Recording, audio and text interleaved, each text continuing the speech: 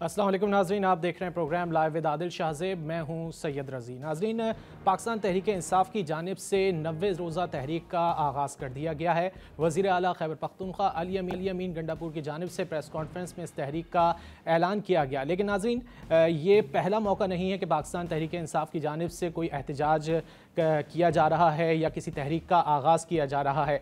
इससे कबल भी हमने देखा है कि कई बार पाकिस्तान तहरीक इंसाफ की जानिब से एहतजाज किए जाते रहे हैं, तहरीक का ऐलान किया जाता रहा है, लेकिन वो तहरीक कामयाब नहीं हुई, अपनी मंजिल मकसूद पर नहीं पहुंच सकी।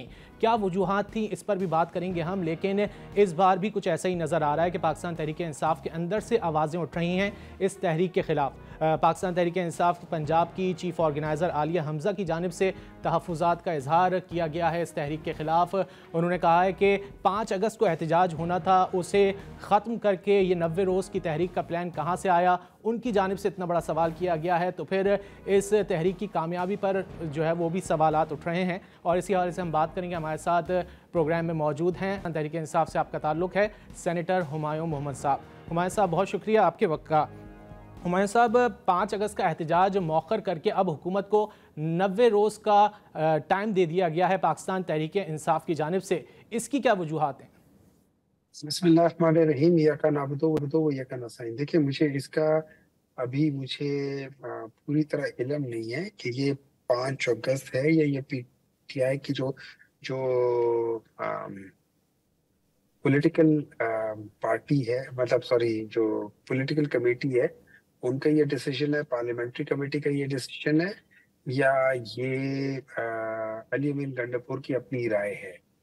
तो उन्होंने कह दिया था, लेकिन थोड़ा सा इबाम था। वो जब क्लियर हो जाएगा तो आप सबको पता चल जाएगा कि एक्चुअल क्या चीज़ है। अच्छा मोहम्मद साहब, पाकिस्तान तहरीक इंसाफ की जानिब से एहतजाज तो पहले भी किए जाते रहे हैं, लेकिन आपकी अपनी पार्टी की रहनुमा आलिया हमज़ा साहिबा, उनकी जानिब से तहफ़्फ़ुज़ात का इजहार किया गया है कि 5 अगस्त को एहतजाज होना था, उस एहतजाज को ख़त्म करके 90 रोज़ा तहरीक का ऐलान कर दिया गया। तो क्या पाकिस्तान तहरीक इंसाफ एक पेज पर नहीं है?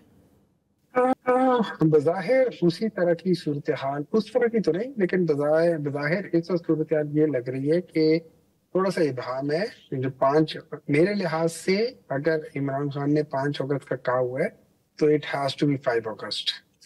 अगर कोई 3 मंथ्स का कहता है या जो भी है 90 दिन का कह रहा है, तो फिर उसमें देखना पड़ेगा कि पार्टी की पोजीशन क्या है, उसमें देखना पड़ेगा कि पीटीआई की पोजीशन क्या है, उसमें देखना पड़ेगा कि असल में इमरान खान की पोजीशन क्या है। ये जरूर हो सकता है कि इमरान खान ने और ये मैं सिर्फ मफरूजे पे कह रहा हूँ कि अगर इमरान खान ने 5 अगस्त को कहा और फिर कोई पॉलिटिकल टीम या कोई 4-5 बंदे जाके मिले हों खान साहब से, उन्होंने जाके उनको कोई बातें कही हो जिसकी बेसिस पे उन्होंने कहा अच्छा ठीक है, इसको 5 के बजाय 3 महीने में कर लो, वो अलग बात है।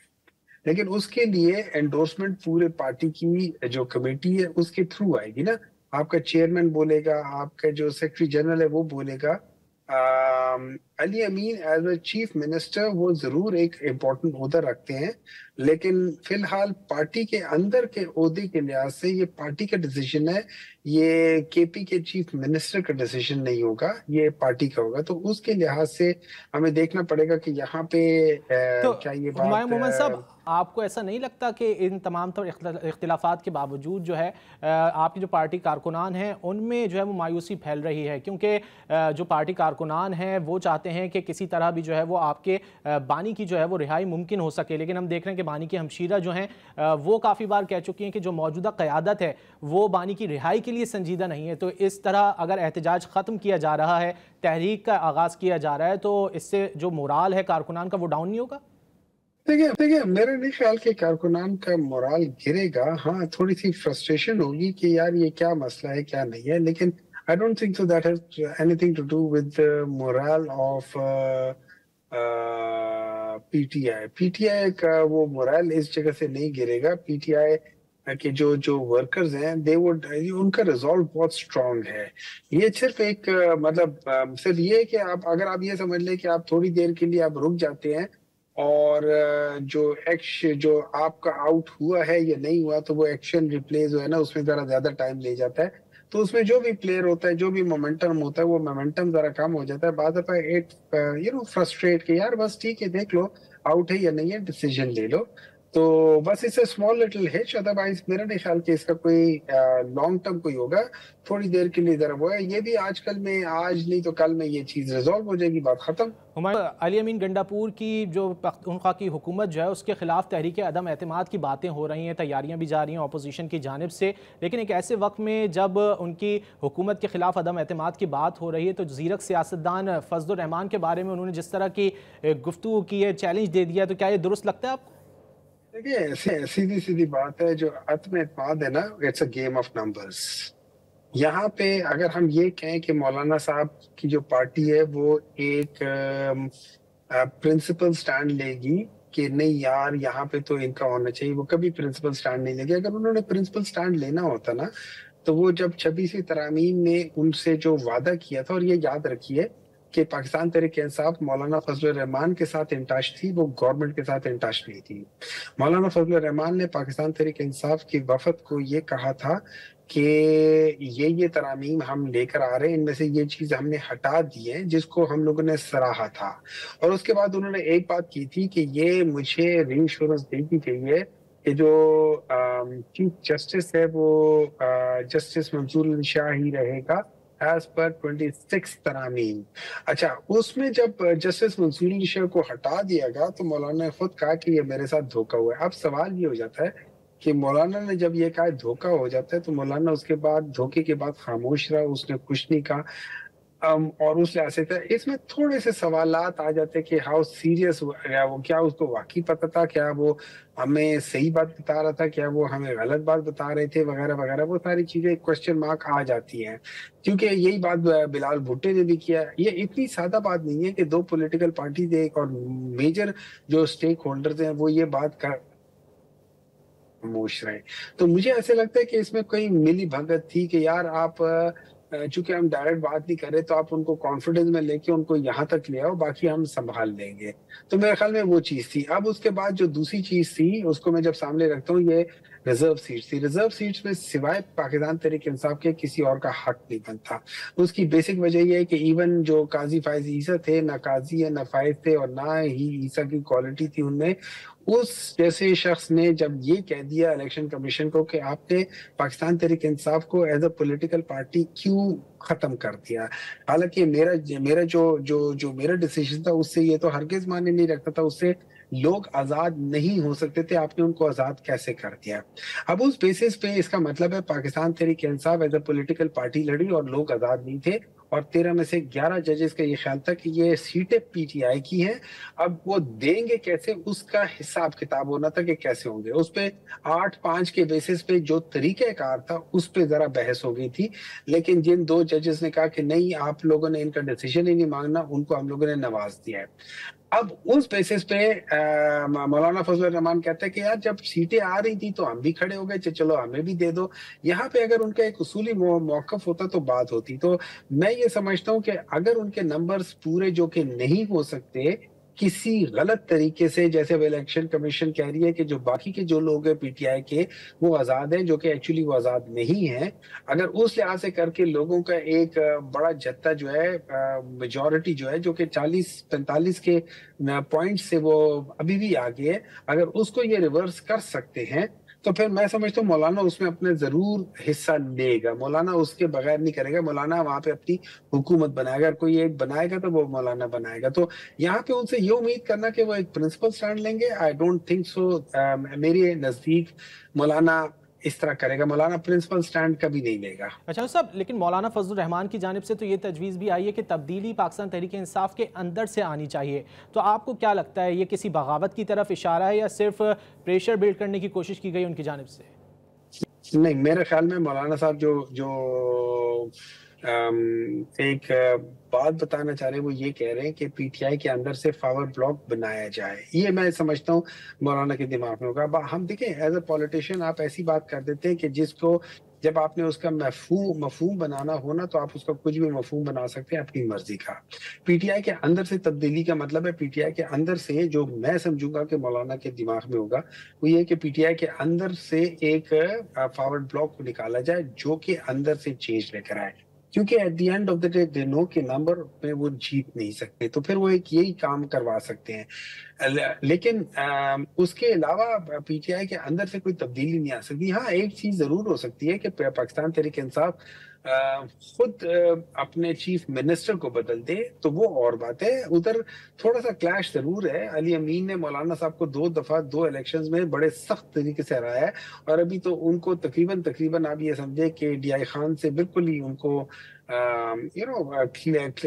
کلین کر دیا ہے، اور پیپلز پارٹی کو بھی کلین کر دیا ہے۔ تو ان سب کا جھگڑا تو اپنی جگہ پہ وہ ایک کانفلکٹ آف انٹرسٹ تو آتا ہی آتا ہے، تو اس میں میں نہیں سمجھتا کہ مولانا صاحب اس جگہ پہ کانفلکٹ آف انٹرسٹ سے بالا تر ہو کے بات کر رہے۔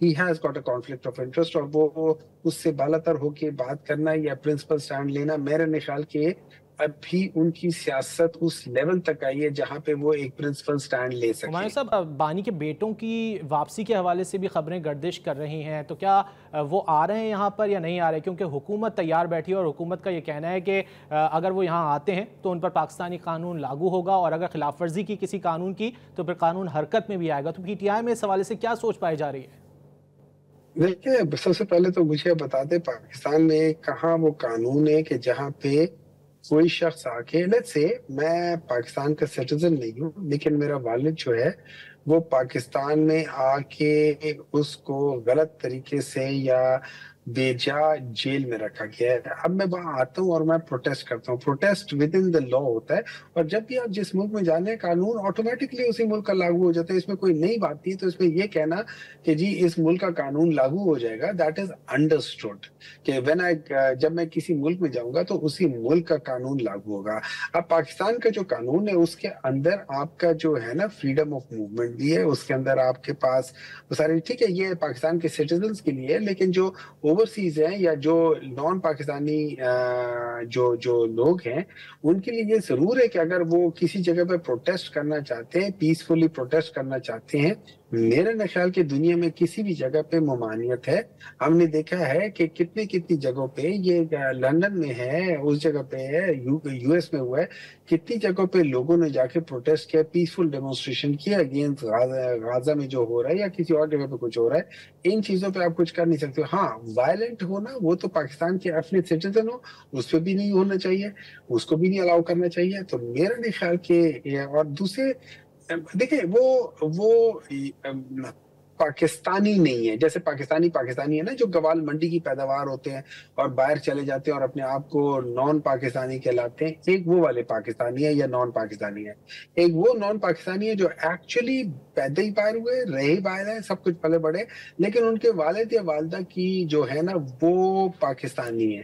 اب جب ان کے ساتھ زیادتی ہوتی ہے، وہ پاکستان آتے ہیں تو دیر کیا کہہ سکتے ہیں، جو ان کا فورن آفس ہوتا ہے یا جو ان کا یہاں پہ کونسلیٹ ہوتا ہے، وہ ان پہ نظر رکھتا ہے، وہ ان کو پروٹیکٹ کرتا ہے۔ وہ پاکستان کی طرح نہیں ہے کہ اپنے لوگوں کو ذبح کرنے کی کوشش کرے، وہ اپنے لوگوں کی مدد کرتے ہیں۔ اگر قاسم و سلمان کوئی لا نہیں وائلیٹ کریں گے، میں دیکھنا چاہوں گا کہ پاکستان میں کس پولیس والے کی ہمت ہے کہ وہ ان کو اریسٹ کرے، اور آپ لوگ جب یہ کیمرہ دکھا رہے ہوں گے تو ہر چیز پتہ چل رہی ہوگی کہ کیا ہے، کیونکہ یہاں پہ وہ لوگ نہیں کر پائیں گے۔ سینیٹر صاحب، اگر اپوزیشن سینٹ انتخابات میں یکجہتی کا مظاہرہ کرتی ہے، اور ایسی خبریں بھی آ رہی ہیں کہ مشترکہ امیدوار بھی سامنے آ سکتے ہیں اپوزیشن کی جانب سے، تو کیا یہ خیبر پختونخوا کی حکومت کے لیے خطرے کی گھنٹی ہوگی؟ دیکھیں، سینٹ کے انتخابات میں آپ نے بیسیکلی آلریڈی جو سیٹیں تھی ریزرو سیٹ وہ پی ٹی آئی کی، وہ آپ نے کر لی، ختم کر دی، ہٹا دی، پھر اب آپ باقی چیزیں وہ کر کے جا رہے ہیں۔ تو اس میں ہمارے دیکھیں جو ہماری 2 سیٹیں ہیں وہ تو پکی ہو ہی جائیں گی، ایک ہوتی ہے اب ٹیکنوکریٹ کی، ایک وومن سیٹ، وہ ٹوٹل نمبر سارے اسی پہ دے رہے ہوتے ہیں، تو وہ چیزیں تو ہمیں آئیں گی۔ اس کے بعد آ جاتی ہے باقی کی، میرے خیال میں 9 سیٹیں ہوں گی، ایک مائنورٹی کی ہوگی، مائنورٹی بھی پاکستان تحریک انصاف، کیونکہ اس پہ سارے لوگ کرتے ہیں تو نمبر گیمز تو ہمارے پاس ہے۔ اب آخر آ جاتا ہے کہ جو میرے خیال میں 8 جنرل سیٹیں ہوں گی، اس کے اوپر، اس میں سے اگر ہمارے پاس یہ ریزرو سیٹس ہوتی تو پھر ہم لوگ 8 میں سے 7 نکال جاتے۔ ابھی ہم یہ ہوگا کہ 8 میں سے پرابلی ہم 3 شاید لوز کر دیں یا سم تھنگ لائک دیٹ۔ اگر ہم اس کو اچھے طریقے سے کھیلیں تو ہم 3 میں سے شاید 1 کو بچا دیں، یا 4 میں سے 1 को बचाते और 3 हमसे चली जाएंगी, या 3 या 4 सीटें हमसे 8 में से चली जाएंगी, तो हम 6 सीटें 10 में से मेरे ख्याल में 6 सीटें या समथिंग लाइक दैट 6 या 7 सीटें हम निकाल जाएंगे। 6 तो निकाल जाएंगे, 7वीं शायद निकाल जाएं। हमें नुकसान होगा, जहां हमें 10 सीटें मिलनी थी वहां हमारी 3 सीटें चली जाएंगी। लेकिन जब चोर चोरी पर आ जाए, जब डकैत डकैती पर आ जाए, और जब जो कोतवाल होता है उन्हीं को प्रोटेक्ट करना शुरू हो जाए, तो फिर आपकी और मेरी क्या हैसियत कि हम लोग अपने माल, अपने घर, अपने उसकी आबरू की हम प्रोटेक्शन कर सके। फिर तो जंगल का भी कानून नहीं है ना, फिर तो ये बेसिकली वही एक क्या कह सकते हैं उसे, बदमाशी है। अब बदमाशी के सामने हम जैसे, आप जैसे जो सीधे साधे लोग हैं, हम लोग सिर्फ शोर ही कर सकते हैं। एक वक्त आएगा, ये भी हो सकता है कि एक वक्त आए कि हम सारे बदमाश हो जाए। देखते हैं कि अपोजिशन जमातों की जानिब से मुश्तरका उम्मीदवार सामने लाए जाते हैं या नहीं लाए जाते। सेनेटर हुमायूं मोहम्मद साहब हमसे गुफ्तगू कर रहे थे, बहुत शुक्रिया आपके वक्त का। इस हवाले से दीगर जमातों का भी मौक़िफ़ जानेंगे, लेकिन ब्रेक के बाद।